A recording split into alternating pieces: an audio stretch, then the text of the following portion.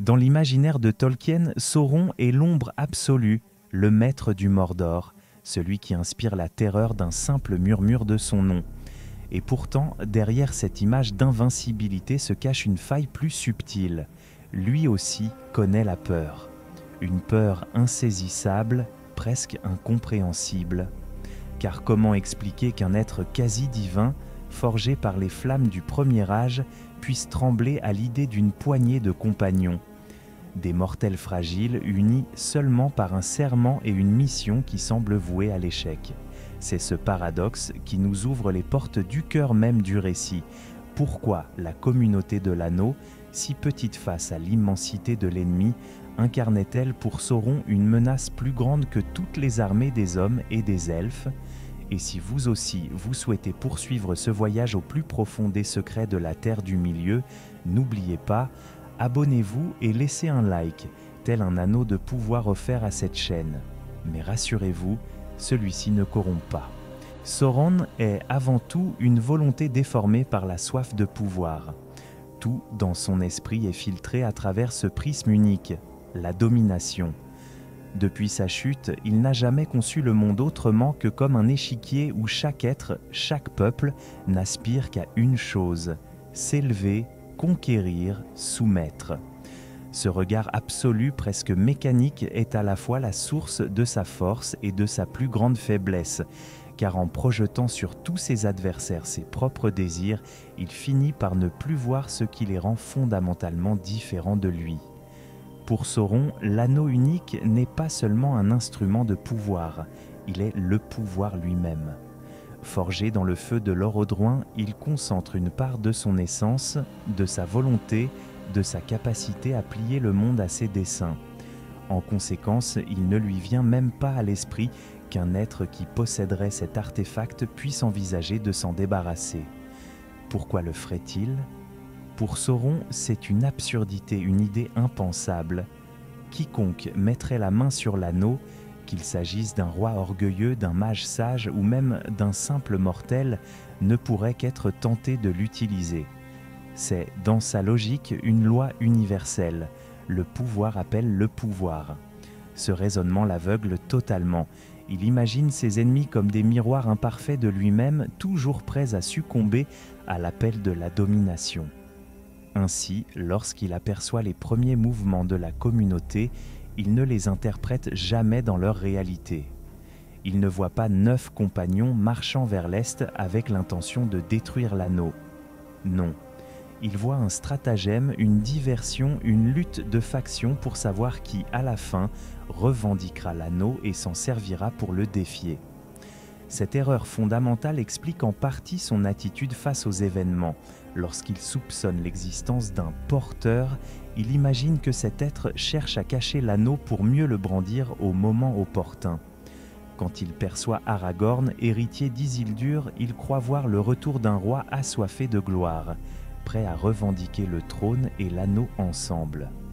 Quand il scrute Gandalf, il tremble à l'idée d'un nouveau rival, un Maia comme lui, qui pourrait s'emparer de l'anneau et l'utiliser pour instaurer une tyrannie encore plus subtile que la sienne. Jamais il ne conçoit que ces figures puissantes puissent refuser cette tentation et plus encore, unir leurs forces pour protéger un porteur aussi insignifiant qu'un hobbit. L'obsession de Sauron pour l'anneau est telle qu'il en devient prisonnier. Il ne peut pas envisager un monde où le pouvoir n'est pas l'ultime objectif. La ruse de ses adversaires repose précisément sur cette faille, jouer avec son aveuglement. Car plus il s'approche de Mordor, plus Sauron est persuadé que l'anneau sera utilisé contre lui. Il concentre alors ses forces sur cette éventualité, croyant que la menace viendra sous la forme d'un nouveau seigneur de l'anneau, marchant à sa rencontre à la tête d'armées innombrables. C'est ici que se trouve le cœur de son erreur. Il attend une guerre de miroirs, une confrontation de titans, un duel de puissance. Il ne peut pas concevoir qu'au lieu d'affronter son pouvoir par un autre pouvoir, ses ennemis cherchent à effacer la source même de sa force. La destruction de l'anneau, pour lui, est une option hors du champ des possibles. Cette cécité intellectuelle et spirituelle révèle une vérité plus profonde sur le personnage de Sauron. lui qui croit tout comprendre de la volonté des hommes, des elfes, des nains ou des mages, se montre en réalité incapable de saisir l'essence de ce qui lui échappe, le renoncement, le sacrifice, l'idée qu'une victoire puisse être obtenue par l'abandon du pouvoir et non par son usage. C'est précisément dans cet espace invisible à son regard que réside la chance de la communauté. Ainsi, l'erreur de Sauron ne réside pas seulement dans une mauvaise analyse stratégique. Elle révèle le gouffre entre deux visions du monde, celle d'un être qui ne voit dans l'existence que la soif de domination et celle de peuples qui, malgré leurs failles et leurs divisions, sont capables de concevoir une autre voie. Une voie qu'il ne pourra jamais imaginer et qui, par conséquent, le condamne à perdre. La communauté de l'anneau ne ressemble à rien de ce que Sauron peut comprendre ou prévoir. Aux yeux de son esprit façonné par la peur et la domination, la véritable force réside dans les armées innombrables, dans les murailles colossales, dans les serments forgés par la contrainte. Mais ce qui se dresse contre lui est d'une nature totalement différente. Un assemblage fragile, hétéroclite, né non pas de la peur, mais d'un choix libre, presque désespéré. C'est précisément cette imprévisibilité qui constitue leur plus grande force. Un elfe, Légolas, héritier d'un peuple qui se retire déjà du monde, détaché de ses querelles passées, mais lié par une fidélité à ce qui demeure beau et pur. Un nain, Gimli, enfant d'une race fière et rancunière, longtemps opposée aux elfes, mais prêt à dépasser des siècles de méfiance. Deux hommes, Boromir et Aragorn, l'un consumé par le doute et l'ambition de sauver son peuple, l'autre marqué par l'héritage d'un trône qu'il hésite à revendiquer. Un magicien, Gandalf, plus proche d'un guide spirituel que d'un chef de guerre, capable d'unir sans contraindre. Et enfin 4 hobbits, êtres minuscules et insignifiants aux yeux du monde, dont le simple courage bouleversera le destin de la Terre du Milieu. Cette diversité est ce qui déroute Sauron. Il ne peut concevoir qu'un nain et un elfe puissent marcher côte à côte sans qu'un conflit éclate. Il ne peut imaginer qu'un héritier du trône d'Isildur choisisse la route du sacrifice plutôt que celle de l'ambition. Il ne peut croire qu'un magicien renonce à la tentation du pouvoir pour se contenter d'éclairer le chemin. Et par-dessus tout, il ne voit pas les hobbits. Leur existence même lui échappe, comme si ces créatures de la comté ne méritaient pas d'entrer dans son calcul. La communauté naît précisément de cette improbabilité. Des peuples, autrefois divisés, trouvent dans leur mission commune une unité qui transcende leurs blessures passées. Là où Sauron bâtit sa domination sur la peur et la contrainte, la communauté s'élève sur la confiance, fragile mais réelle. Ce contraste est brutal. Les armées du Mordor obéissent parce qu'elles sont forcées, parce que la peur de l'œil brûle en elles. La communauté, elle, avance parce qu'elle a choisi de le faire, même au prix de sa vie. Et c'est ici que réside le paradoxe le plus cruel pour Sauron. En croyant que le monde se résume à la lutte pour le pouvoir, il oublie que le courage peut naître de l'attachement à de simples choses. La mémoire d'un foyer, le goût d'une terre cultivée, l'amitié, la loyauté. Les hobbits incarnent cette vérité mieux que quiconque. Fragiles, maladroits, inoffensifs, ils n'ont ni la force des hommes, ni la sagesse des elfes, ni la maîtrise des nains. Pourtant, ils possèdent ce qui échappe totalement au regard de Sauron, la capacité d'avancer sans être corrompu par la soif de domination. Frodon en particulier représente l'antithèse de tout ce que Sauron attend d'un porteur de l'anneau. Là où lui-même y a placé son essence pour conquérir, Frodon le porte comme un fardeau avec l'unique dessein de s'en libérer. Le simple fait qu'un être si insignifiant accepte de se charger d'une telle mission défie toute logique dans l'esprit de Sauron. Sam, Merry et Pippin, chacun à leur manière, renforcent cette dimension inattendue. Ils n'aspirent pas à la gloire ni au pouvoir, mais à protéger, à soutenir, à préserver. Pour un esprit tel que celui de Sauron, cette motivation n'est pas seulement incompréhensible, elle est invisible. La communauté devient ainsi le reflet d'une force que Sauron n'a jamais su mesurer. L'union volontaire, né non de la peur, mais de l'espérance. Chaque membre apporte ses failles et ses doutes, mais aussi une loyauté qui dépasse les intérêts personnels. Ce n'est pas une armée, ni une alliance politique, ni un pacte stratégique. C'est une fraternité fragile, forgée dans l'imprévisible. C'est justement cette nature improbable qui constitue sa plus grande puissance. Là où Sauron prévoit tout, contrôle tout, orchestre tout, la communauté échappe à ses calculs, et dans cette faille, dans cet angle mort de son regard, se trouve la graine de sa défaite. Aux yeux de Sauron, l'anneau est une arme absolue, une clé qui ouvre toutes les portes du pouvoir. Mais il sait aussi que cette clé peut se retourner contre lui si elle tombe entre des mains assez fortes pour la manier. Sa plus grande crainte ne réside pas dans l'idée qu'un petit porteur insignifiant puisse parvenir à le détruire. Non, son véritable cauchemar est de voir surgir un héritier, un rival, un nouveau seigneur qui brandirait l'anneau contre lui pour instaurer sa propre domination. C'est ce spectre qui hante son regard lorsqu'il observe ses adversaires. En Aragorn, il croit voir la figure d'un roi ressuscité, héritier d'Isildur, celui-là même qui jadis avait pris l'anneau sans parvenir à le détruire. Aux yeux de Sauron, l'histoire se répète. Ce descendant pourrait revendiquer l'anneau comme un droit héréditaire, unir les hommes sous sa bannière et se dresser comme un seigneur de guerre capable de rivaliser avec lui. L'ascension d'Aragorn, notamment lorsqu'il se révèle au Gondor, nourrit précisément cette terreur. Et si le monde des hommes trouvait en lui un chef assez puissant pour se servir de l'anneau et ainsi restaurer un royaume plus redoutable encore que le sien, Boromir, quant à lui, incarne une autre menace. Fils de Denethor, défenseur acharné de Minas Tirith, il porte déjà en lui l'ambition et le désir de sauver son peuple à tout prix.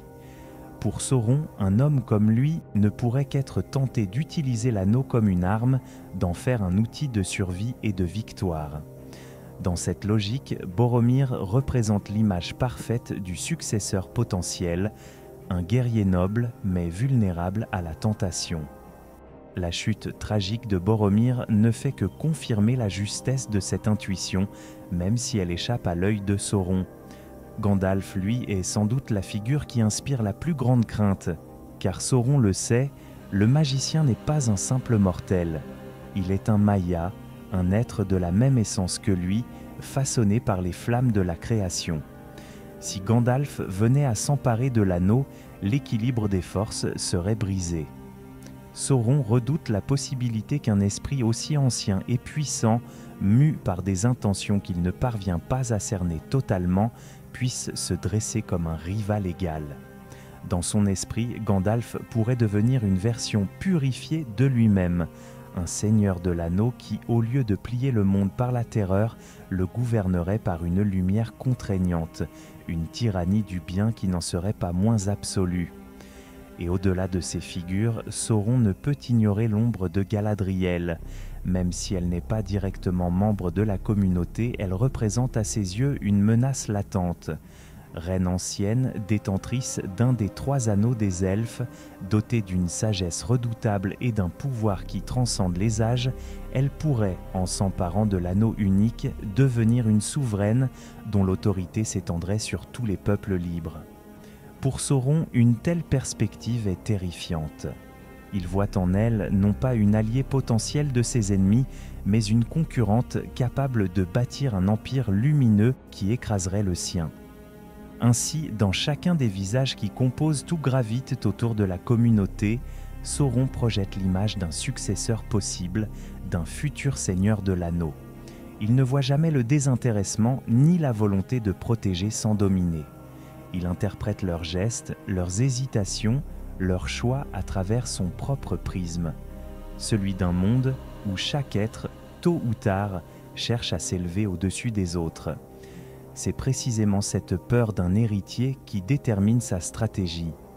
Lorsqu'il perçoit l'agitation en Rohan, lorsqu'il mesure la résistance du Gondor, il croit voir l'ombre d'une coalition prête à être menée par un nouveau maître. Chaque victoire des peuples libres n'est pas interprétée comme l'expression d'une résistance collective, mais comme la preuve que l'anneau est déjà en train de travailler en faveur d'un nouveau porteur. Cette vision le trompe et l'emprisonne dans une illusion, celle d'un duel de puissance qu'il pense inévitable. Le contraste est frappant. Alors que la communauté agit dans l'humilité et le sacrifice, Sauron n'imagine qu'ambition et conquête. Ses yeux voient des prétendants là où il n'y a que des gardiens. Ses cauchemars lui montrent un nouvel ennemi absolu, là où se trame en réalité une mission de destruction. Et dans cette confusion naît l'erreur qui décidera de son destin. Sauron craint l'émergence d'un héritier de l'anneau, mais il est incapable de concevoir la possibilité la plus simple et la plus terrible pour lui, qu'il n'y en ait jamais. Au terme de ce voyage au cœur des ombres, une vérité s'impose.